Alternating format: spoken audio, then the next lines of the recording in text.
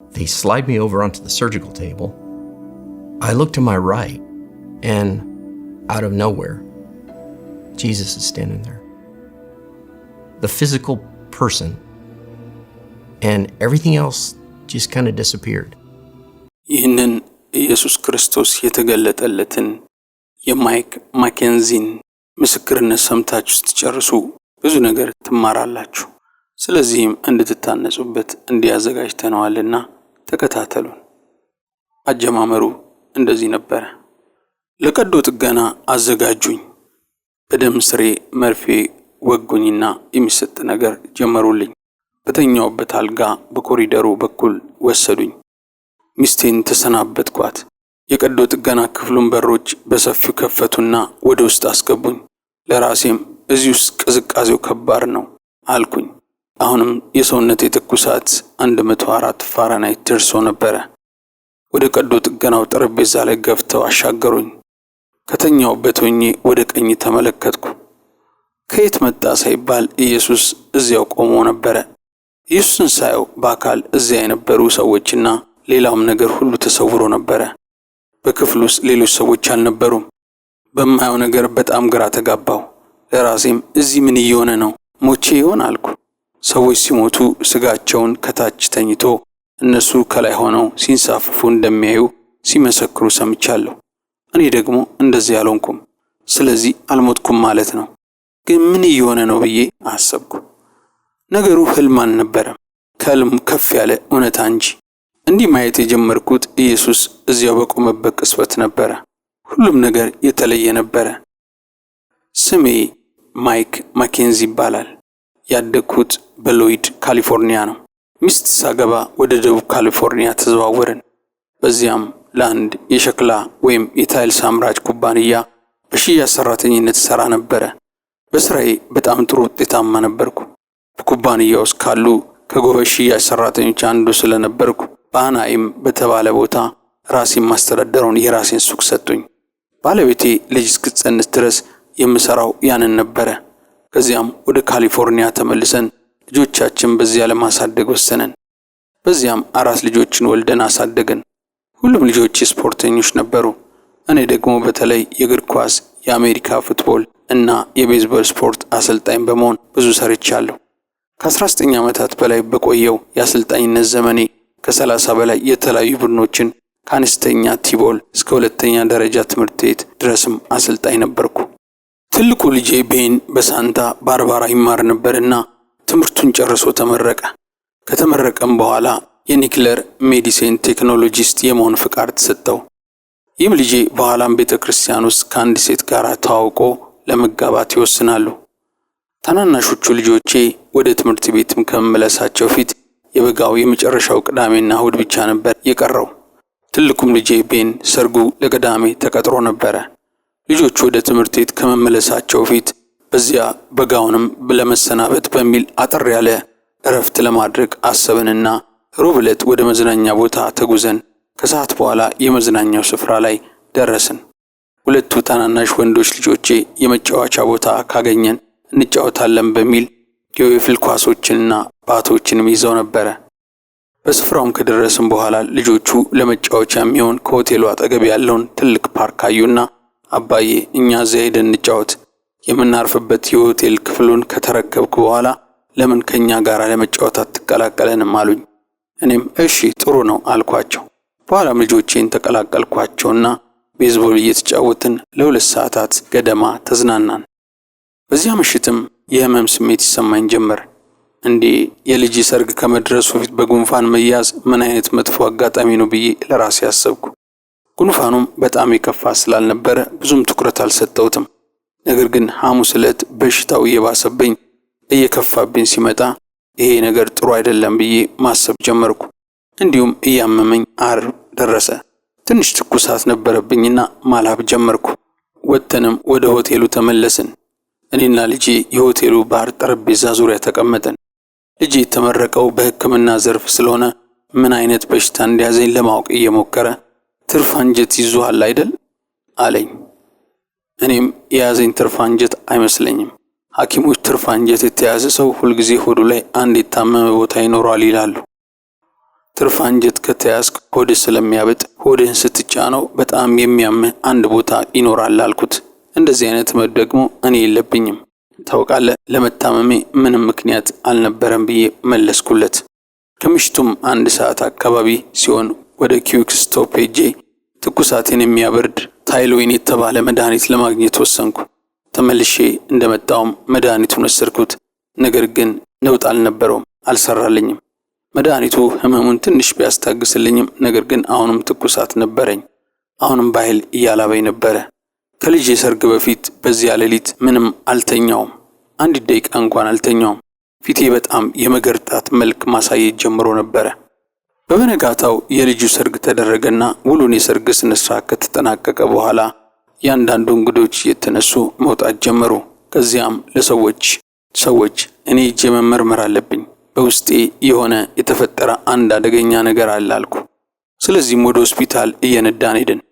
ድንገተኛ መቀበያ ውስጥ ያለችውን ነርሷን ለማግኘት ገባው። እሷም የሙቀት መጠን ለካችው። 104.3 ይል ነበረ። በጣም ደስ የማያሰኝ ስሜት ይሰማኝ ነበር። ማለት በጣም የሚያስጠላ ስሜት ይሰማኝ ነበር። ከ4 ሰዓት በላይ አልተኛውም። ነርሷ ሆዴ ላይ ነካካችና ያመሃል አለችኝ። እኔም አያመኝም አልኳት። ከዚያም የእግር መመርመሪያ ትንሽ መዶሻ አወጣችና የእግሬን መጫሚያ መዳፍ መታችና ያመሃል አለችኝ። ሳኩና አያመኝም አልኳት። ሌላኛው እግሬን መታችው።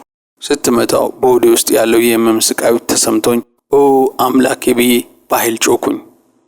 እሷም እሺ በሽታ ታውቋል፣ በሽታ የትርፍ አንጀት ነው፣ ቀዶ ጥገና የሚያደርጉልን እጠራልሃለሁ አለችኝ። ነርሷም ጨምራ በቅርቡ ምንም አይነት አካላዊ እንቅስቃሴ አላደረክም ብላ ጠየቀች።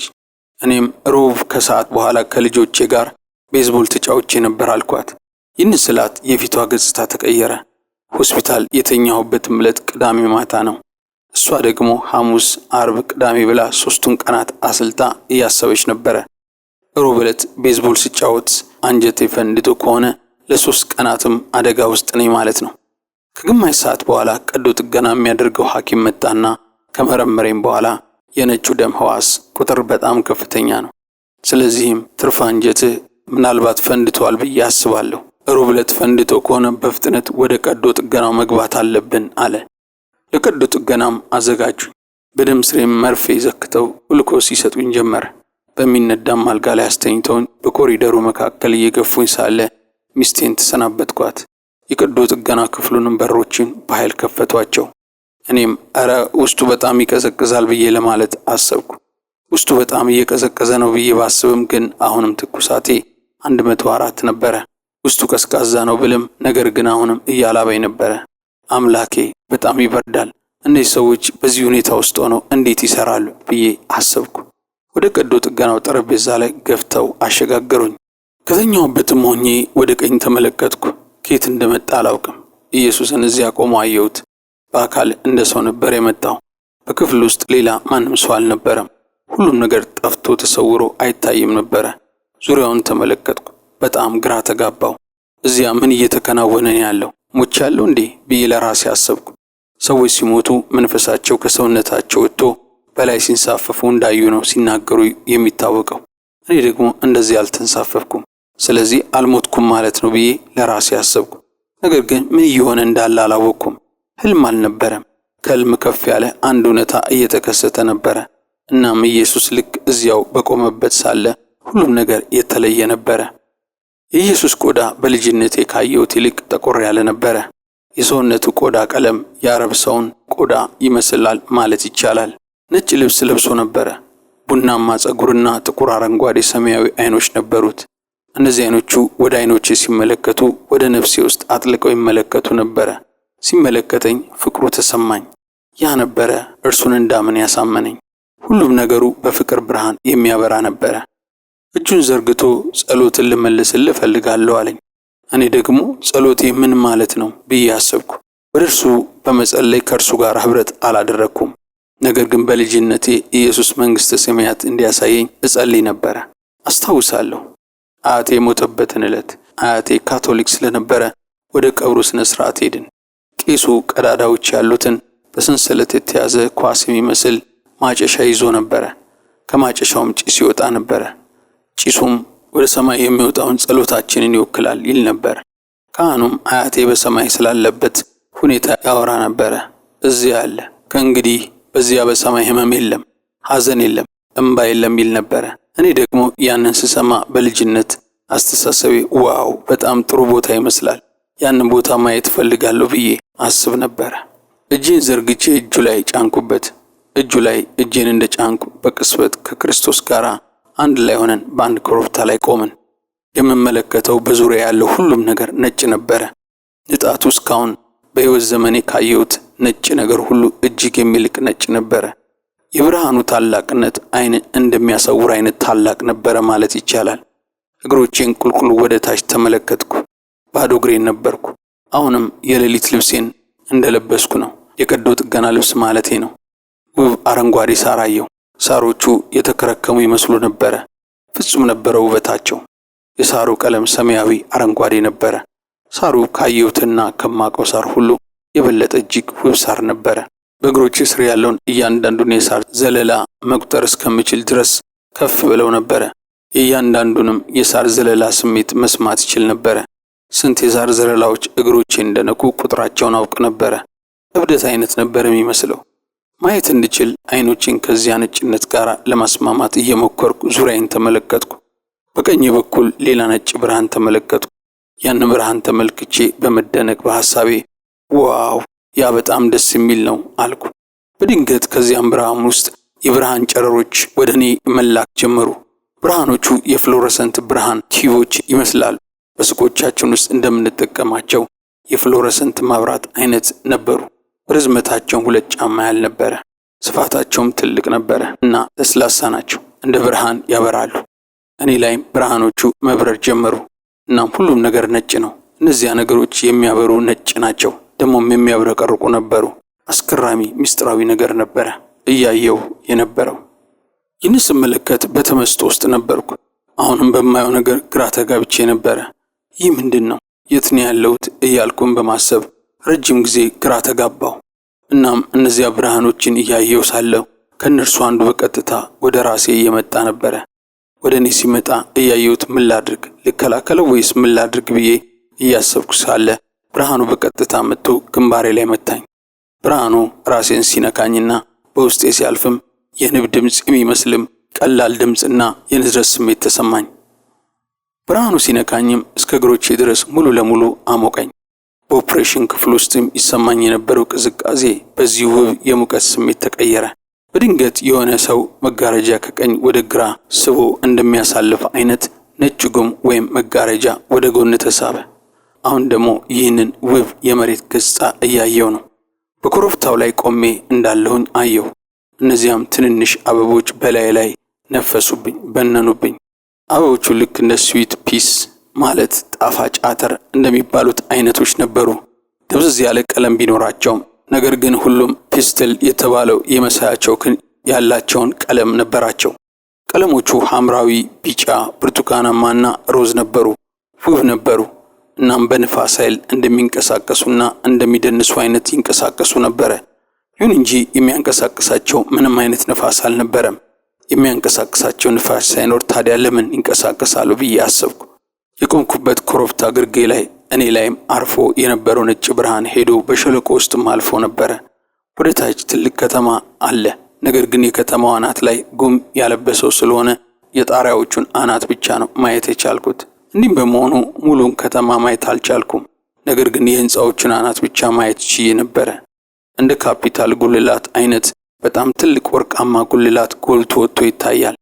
ሌሎችም ያነሱ ወርቃማ ጉልላቶች ይታያሉ። ከስር የማያት ከተማ በጣም ትልቅ ናት።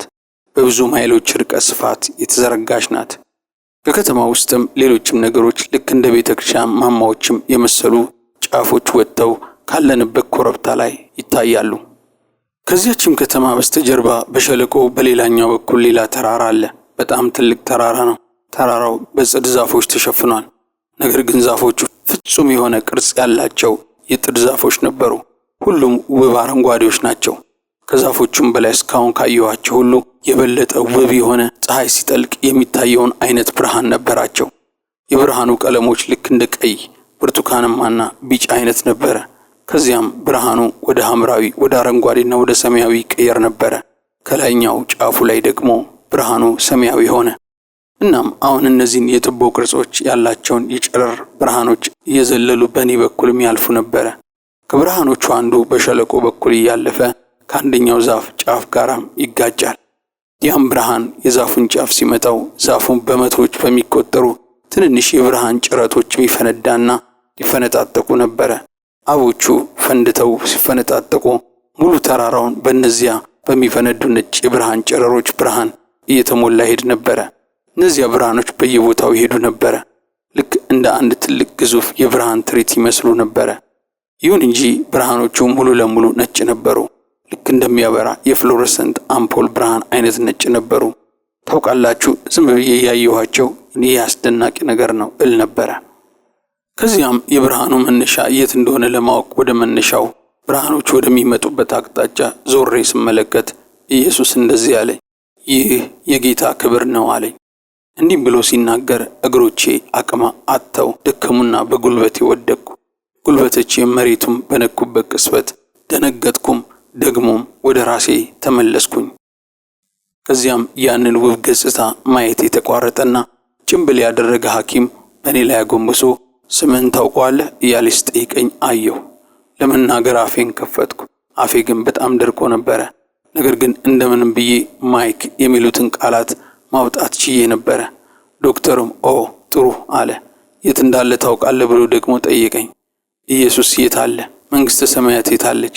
ያ አየው የነበረው ውብ ገጽታ የት አለ ብዬ እያሰብኩ ስለነበረ ግራ ተጋባሁ። ዶክተሩም እንደገና የት እንዳለ ታውቃለህ አለኝ።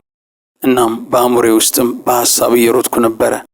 እሺ፣ ሰርጉ፣ አዎ ሰርጉ ላይ ቬንትራ ውስጥ ነኝ አልኩት። እርሱም አየኝና እሺ አለ። በክፍሉ ውስጥ ላሉት ሰዎች የሆነ ነገር ነገራቸው። በክፍሉ ውስጥ ሁሉም የሕክምና ልብስ የለበሱ 5 ያህል ሌሎች ሰዎች እንዳሉ ተረዳው። ዶክተሩም ደህና ይሆናል ወይም ተመልሶ ነክቷል የሚል አይነት ንግግር ተናግሮ ወደ አይሲዩ እንውሰደው አለ። ወደ ጎን ተመልክቼ የድንገተኛ ሕክምና ጋሪውን ቆሞ አየሁት። ከጋሪው ማገጃዎች መካከል አንዱ ወደ ጎን ተከፍቶ የማሰሪያው ገመዶቹ ተንጠልጥለው እንደነበር አየሁ። ይህን ጋሪ ለእኔ ተጠቀመውት እንደነበረ በግልጽ ያስታውቅ ነበረ። አንድ ሰው መልሶ ያስተካክላቸው ነበረ። እናም ይህንን ሳይ እርግጥ ሞቼ ነበረ ብዬ አሰብኩ። ቀዶ ጥገና ያደረገልኝ ሐኪም በሚቀጥለው ቀን ሊያይ መጣ። ስፌቶቹን እያየ እየዳበሰና ሙቀቴን እየለካ እንዲህ አለኝ፣ ይህ እስካሁን ካየኋቸው ሁሉ የከፋ ሁኔታ ነው አለኝ። እኔም የቀልድህን ነው አልኩት። ዶክተሩም ይህን ከተናገረ በኋላ ከክፍሉ ለመውጣት ጀመር አደረገና ከዚያም መለስ ብሎ ከዚህ የከፉ ችግር የደረሰባቸው በሽተኞችን አይቻለሁ፣ ነገር ግን አልተረፉም። ያንተ ግን በሕይወት ከተረፉ ታካሚዎች መካከል እስካሁን ያየሁትን የከፋ ሁኔታ ነው አለኝ። ከነቃው ከ2 ሰዓታት በኋላ ሚስቴ ልታይ መጣች። እንዴት ይሰማሃል አለችኝ። እኔም ያን ያህል ባይሆንም ደህና ነኝ አልኳትና ምን እንደተከሰተ አታምኝም አልኳት። እርሷም በእውነት ምን ሆነ አለች። ልነግራት አፌን ከፈትኩ፣ ነገር ግን አልቻልኩ። ማልቀስ ጀመርኩ። እናም ስለ ኢየሱስ ያለውን ሙሉን ነገር በዚያ ሁኔታ ልነግራት ላለመሞከር አሰብኩ። ስለዚህም በሚቀጥለው ቀን ሚስቴ መጣ። በድጋሚ ምን ሆነ አለች። ልነግራት አሁንም አፌን ከፈትኩና አልቻልኩም። እንደገና አለቀስኩ። ሙሉን በሰማይ ያየሁትን ነገር ለነገራት እስኪሻለኝ ድረስ 3 ቀን ፈጅቶብኝ ነበረ። አሁንም ቢሆን ያንን ያየሁት ሁኔታ ሳስበው ያስለቅሰኛል። በእውነት ያ ነገር በጣም ስሜቴን የሚነካ ነገር ነበረ። ለሚስቴ ኢየሱስ እንደታየኝና ስላሳየ ነገሮች ስነግራት እሷም ማልቀስ ጀመረች። እናም በእኔ ላይም የተከሰተው አስደናቂ ነገር እንደሆነ አሰብኩ። ከኢየሱስ ጋር ያለኝ ንብረት የጀመረበት ቅስፈት በመሆኑ ምክንያት ለእኔ ያ ክስተት ስሜትን የሚነካ ታሪክ ነበረ። ራሴን እንደ እሑድ ክርስቲያን አድርጌ ገልጽ ነበረ። እሑድ ወደ ቤተ ክርስቲያን እሄድ ነበረ። ዝም ብዬ ልሂድ እንጂ አልገባኝም ነበረ። ከዚያም አደጋ በኋላ እርሱ እውነት እንደሆነ እውነተኛና በአካል ያለ እንደሆነ ተረዳው። ያ ክስተት ስለ መንግሥተ ሰማያት አውቃለሁ ብዬ የማስበውን ነገር ሁሉ ለወጠብኝ። ለ6 ቀናት ያክል ፈሳሽ ምግብ ብቻ ነበረ መወስደው። አሁንም ትኩሳት ነበረብኝ። ትኩሳቴ ወደ ትክክለኛው ደረጃ እስኪወርድ ድረስ እንድወጣም አልተፈቀደልኝም። ከሆነ ጊዜ በኋላ ሐኪሙ መጣና እሺ አሁን ለስለስ ያለ ምግብ ስጡትና እንዴት እንደሚሆን እንያለ። ለመብላት ከሰጡኝ የመጀመሪያዎች ምግቦች መካከል አንዱ ሙዝ ነበረ። በመጨረሻም ከበሬ ስጋ መረቅ ውጭም ሌላ ነገር አገኘው ብዬ አሰብኩ። ምክንያቱም ምግብ ሳልበላ በዚያ ሁኔታም ሆስፒታል ውስጥ 12 ቀናትም አሳልፌ ነበረ። 34 ፓውንድ ማለት 15 ኪሎ ገደማ ቀንሼ ነበረ። ማለቴ በጣም ከስቼ ነበረ። ስለዚህ ያንን ሙዝ በማግኘቴ ደስተኛ ነበርኩ። እናም ያንን ሙዝ መላስ ሲጀምር ልክ የአምላክ ፍጥረት እንደ አንድ ቶን ድንጋይ መጥቶ የመታኛ ያልሆነ ተሰማኝና ማልቀስ ጀመርኩ። ከሺዎች ማይሎች ርቀት ላይ መሬት አፈር ላይ የበቀለ ነገር እየበላሁ ነው። እናም እርሱም እንደገና ጤናማ እንደሆን ይረዳኛል ብዬ እያሰብኩ ነበረ። ሆስፒታል ውስጥ ቀዶ ጥገና ከተደረገላችሁ በኋላ መንቃታችሁ ትልቅ ነገር ሆኖ ነው የሚታየው። እርሱ ብቻ አይደለም፣ በእግርህ ቆመህ ማየት እፈልጋለሁ። አስታውሳለሁ ነርሱ ገብቶ ዛሬ ተነስተህ እንድትራመድ እፈልጋለሁ ትራመዳለህ ሲለኝ። ስለዚህም እነርሱም ካልጋ እንድወርድም ረዱኝ። በግሉኮስ ማንጠልጠያ ማቆሚያ ላይ በጠብታ የሚወርዱ የተሰቀሉ 4 የተለያዩ ቱቦች ተሰክተውበት ነበረ። ካልጋም ወረድኩ። የመድኃኒቱን የግሉኮስ ማንጠልጠያ ማቆሚያውን ይዤ በኮሪደሩ ላይ ትንሽ መራመድ ጀመርኩ። ነርሱም እየረዳኝ ነበረ። በጥቂት ፎቶዎችም አጠገብ አለፍኩ። ቦታው የባህር ዳርቻ ከተማ ስለነበረ የውቅያኖስ ፎቶዎች፣ የፀሐይ መግባትን የሚያሳዩ ፎቶዎች ተሰቅለውበት ነበረ። የሞት አፋፍ አደጋ ልምምዴ ከመከሰቱ በፊት የነበረኝን ህይወት የሚገልጸው እንዲህ ነው። ጠዋት ማለዳ ወደ ስራ ሄዳለሁ። በጣም አስጨናቂ ስራ ነበር የምሰራው። የከተማ ልማት ኩባንያ የበላይ ተቆጣጣሪ ነበርኩ። እናም በተለያዩ የግንባታ ደረጃዎች ላይ ያሉ ከ30 እስከ 35 ቤቶችን እቆጣጠር ነበረ። ከዚያም ያንን ስጨርስ ወደ ቤት እመጣለሁ። የቤዝቦል እቃዎች መኪና ላይ ጭናለሁ። ከዛም ወደ ቤዝቦል ጨዋታ ወይም ደግሞ ልምምድ ሮጣለሁ። የምንጨርሰው ከ12 ሰዓት እስከ 12 ሰዓት ከ30 ስለሆነና በጣም ቢዚ ስለመሆን በመንገድ ላይ ሳለው ከቤተሰብ ጋር የትራት እንደምንበላ ለማወቅ እንሞክራለን። ቤት ገብቼ ልጆቹ የነበራቸውን የቤት ስራ መርዳት ነበረብኝ። በየቀኑ ይህ አይነትም የሥራ ዙሪትም ሊደጋገም ነበረ። እንደዚያ ማድረግ ለብዙ ጊዜ የየዕለት ልማድ ነበረ። ትልቁ ለውጤን ያስተዋልኩት ከዚያ ከሞት አደጋ ልምምድ በኋላ በኮሪደር ውስጥ ወደፊትና ወደ ኋላ እየተራመድኩ እነዚያን ፎቶዎች ስመለከት ነው።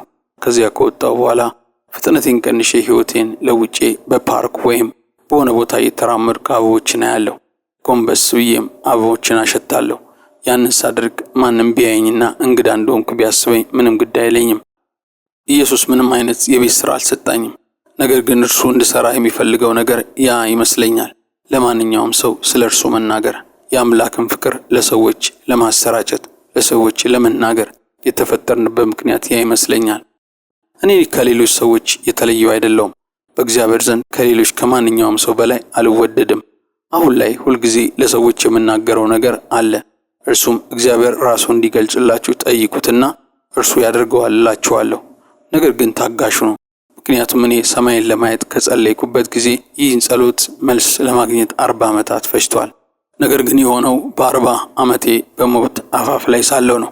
በመጨረሻ ሊወስደኝ የሚመጣውን ሞትና ከዚያ በኋላ እዚያው መቅረትንና አለመመለስን በጭራሽ አልፈራም።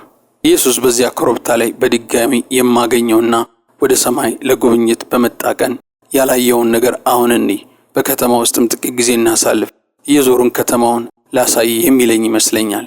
ነገር ግን ሁል ጊዜ ያ የሚሆንበት ጊዜው አሁን አይደለም እላለሁ። ምክንያቱም ገና የምኖረው ብዙ ህይወት ስለነበረኝ። አሁን 13 የልጅ ልጆች አሉኝ። በዚያን ጊዜ ሞቼ ቢሆን ኖሮ ከነርሱ አንዱንም ባልተገናኘው ነበረ። ነገር ግን እንድኖር የፈቀደልኝ ምክንያት ምናልባት ያ ይመስለኛል በማለት ነው ማይክ ማካንዚ ይህንን ድንቅ ምስክርነት የመሰከረልን። በምስክሩ ላይ ማይክ ማካንዚ ሊለን የፈለገው ዋና ነጥብ ምንድነው? እግዚአብሔር በህመማችን ጊዜ አብሮን እንደሚሆን እንዲሁም ደግሞ ከሞት እንደሚያስመልጠን ከዚያም ሲያልፍ ሰማይን ሊያስጎበኝ እንደሚችል ነው የተናገረው። ማይክ ማካንዚ በእውነት የክርስቶስ አማኝ ሆኖ የተለወጠው ክርስቶስ በተገለጠለት ጊዜ እንደሆነ ነው የተናገረው። ከዛ በፊት ግን ሳይገባው ዝም ብሎ ቤተክርስቲያን የሚሄድ አይነት ሰው እንደነበረ ነው የተናገረው። ብዙ ጊዜ የእግዚአብሔር መገለጥ በህይወታችን ሲሆን እንዲህ አይነት ነገሮች ይከሰታሉ። የእግዚአብሔር ነገር በመገለጥ ላይ ተመሰረተ ነው። ለዚህም ሰው በዚህ መልኩ እግዚአብሔር ከተገለጠለት በኋላ ህይወቱ ተቀይሮ ቀርቷል። ማካንዚ በሶስተኛ ያስቀመጠልን ነጥብ ምንድነው? እግዚአብሔር ሰማይን እንዲያሳያችሁ ጌታ ኢየሱስ ራሱ እንዲገልጥላችሁ ለምኑት ያደርገዋል። ግን በራሱ ጊዜ እስከሚያደርገው ድረስ ታግሳችሁ ጠብቁ። ግን ለምኑት፣ ሰማይ እንዲያሳያችሁ፣ ራሱን እንዲያሳያችሁ የሚል መልእክት ነው ያስተላለፈው። በዚህ ምስክርነት እንደታነጻችሁበት እናምናለን። እናንተ ይህን ምስክርነት ስትሰሙ ምን ተሰማችሁ? በሐሳብ መፍጫው ላይ እንድትጽፉልን እንጋብዛችኋለን። ስራችንን ከወደዳችሁት ላይክ አድርጉልን። ለሌሎች ወንድሞችና እህቶች ሼር አድርጉልን። የቻናላችን ቤተሰቦች ካልሆናችሁ ደግሞ ሰብስክራይብ የሚለውን በመጫን የቻናላችን ቤተሰቦች እንድትሆኑ እንጋብዛችኋለን። እግዚአብሔር ይባርካችሁ። ኢየሱስ ክርስቶስ በእርግጥ ይመጣል። ክብር ሁሉ ለእግዚአብሔር ይሁን። አሜን።